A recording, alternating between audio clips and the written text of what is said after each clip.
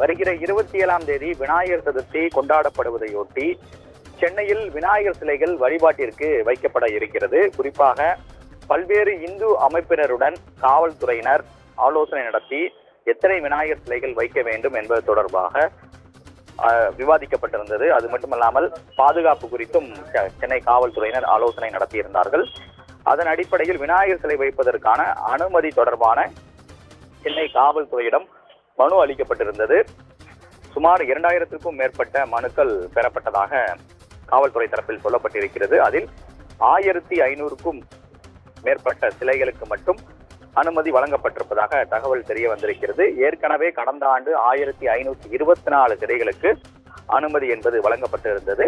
தற்போது 1500க்கும் அதிகபட்சம் 1600க்குள் இருக்கக்கூடிய சிலைகளுக்கு மட்டுமே அனுமதி என்பது வழங்கப்பட்டிருப்பதாக தெரிய வந்திருக்கிறது.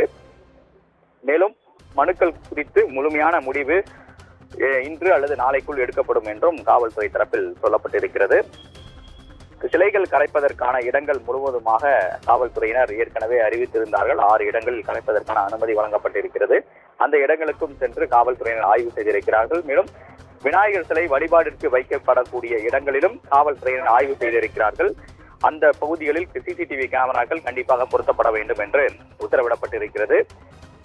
பிரச்சனைக்குரிய இடங்கள் என்ற பட்டியலை காவல்துறையினர் எடுத்து அங்கு என்னென்ன பாதுகாப்புகள் செய்ய வேண்டும் என்பது தொடர்பாகவும் ஆலோசனை என்பது நடத்தப்பட்டிருக்கிறது.